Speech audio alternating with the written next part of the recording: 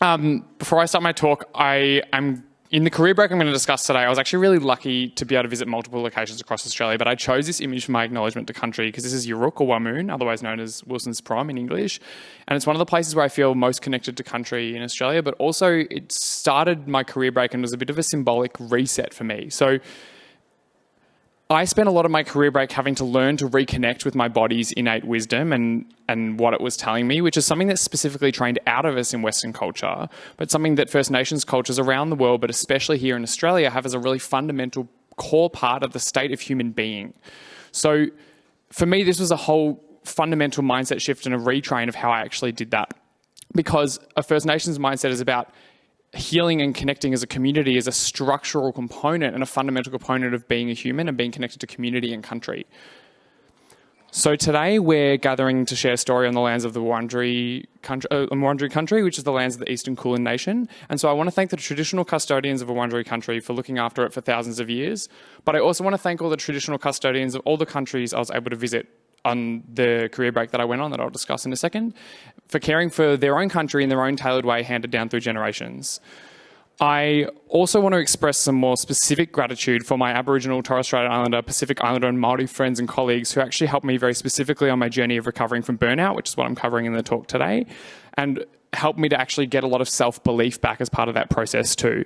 So we're on a journey to recover, and I'm inviting us all to walk together and do this today, a journey to recover from a system of work, finance and pressure that tells us that we as individuals are the problem when we can't cope. So we're actually all about joining together as a community to be able to do that today and embrace that over individual struggle. Now, speaking of healing as a community, and I'll get my slide, thanks Shay. I'm Tom O'Dwyer, I use he, him pronouns, and welcome to Breaks, Boundaries and Burnout. Now, while this sounds like a game show, what it actually is about talking about emotional skill building today and what I learned from taking a cheeky career break as a junior designer, and also how I overcame internalized shame to even be able to take a career break in the first place. But to set some context, I'm a designer, yes, but I also have OCD, ASD, ADHD and anxiety, and I'm rather gay. So despite all of this, I'm still a white male, and I just want to quickly call out that there's a privilege that comes with that can make my experience different from others in a similar boat. So this Pecha Kucha today is just aimed as a dialogue starter, and I'm presenting today with that context in mind. So I'm now feeling very hopeful and inspired again, which are feelings that I'd lost for a really long time. The point of this talk is to show you how you can start to do the same, but it involves some rather frank discussion. I'm not a psychologist, I just have a lot of lived experience, RIP. So if this content hits a little too close to home, please seek professional support as needed. But how did I get here? So in July last year, I survived a brutal group redundancy process where we were pulled into a call with 15 minutes notice to be told we had a 50-50 chance of losing our jobs. My free trial of burnout had been lying dormant after a previous project, but this shock unlocked burnout premium, and my sleep, emotional health and career motivation plummeted. Burnout can be really hard to recognise because the nature of modern society means that we're all microdosing it a little bit every single time we click join meeting on Teams. For me, it meant almost half a year of 3 a.m. wake-ups every single day, extreme emotional exhaustion, and a lot of frustration, compounded by the slog of having to show up at work while masking that every single day. I realised I needed to take a break, but it took me a good 4 months to build up the courage to take one. Yeah, please feel free to laugh at the tweets, they're perfectly picked. As an adult, when shame stops us like this, it isn't usually directly from those around us anymore, it's from internalised societal expectations. Society sees young people as weak if they need a break, which invalidates the legitimate emotional distress we're experiencing. And it is legitimate. According to the Royal Australian College of GPs, young people are in a loneliness epidemic. The ABS found that 39% of young people had a mental disorder in the last 12 months, and if you are queer, regardless of age, you are 3 times more likely to have mental health issues than those who identified as heterosexual.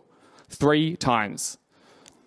If we then add in remote working on top of this, we glorify the idea of a fully flexible work schedule, but if no one's office days overlap or there's no set days, then as Oliver Burkeman points out in his book, it's impossible to build a community.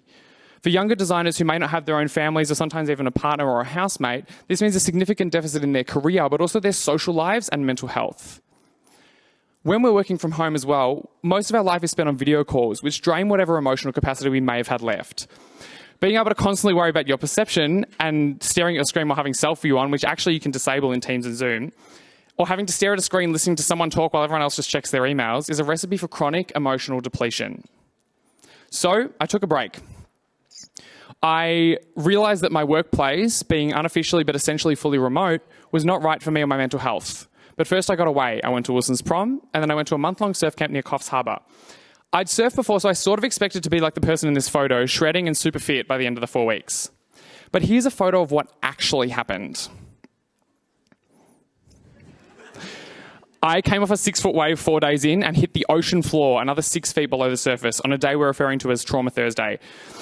I bruised my rib 10 days in and had to cut the camp short.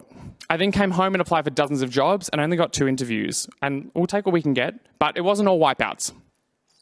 I met and reconnected with incredible people. I painted, I climbed mountains, I started new medication and had the space to manage my anxiety mostly. And I took my time to assess what was actually out there in the industry.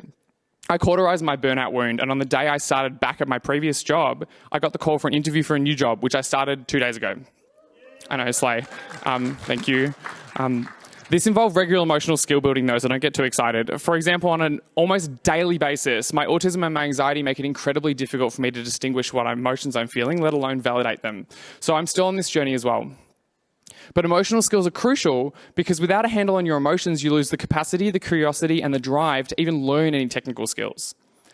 And a lot of generic mental health advice in this space is useful if you have the capacity to apply it. If you're in crisis mode, no amount of walks will change the situation on the spot, right? So please get professional support, of course, but in the meantime, start with validating what you feel instead of gaslighting yourself.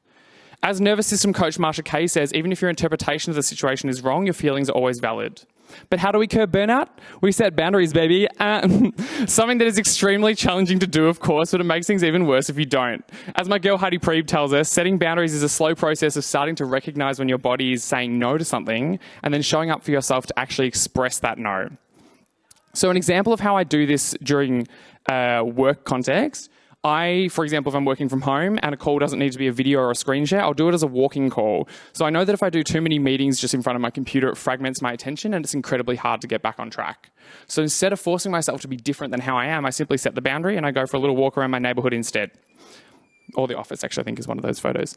Now, designers are very talented at a lot of things, but it means we're chronically bad at saying no because technically we could make that slide deck look pretty.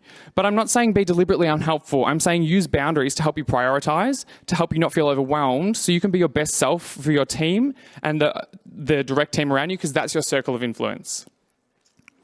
But Tom, I have a job to do, I hear you say. I get it. I do not want to invalidate the fact that the real world exists, right? But there is a simple fact. If you do not take breaks or set boundaries, you will burn out. If you burn out, you cannot do your job. You cannot focus, you cannot think, you cannot design. So from a pure productivity standpoint, you actually can't afford to ignore your emotional health.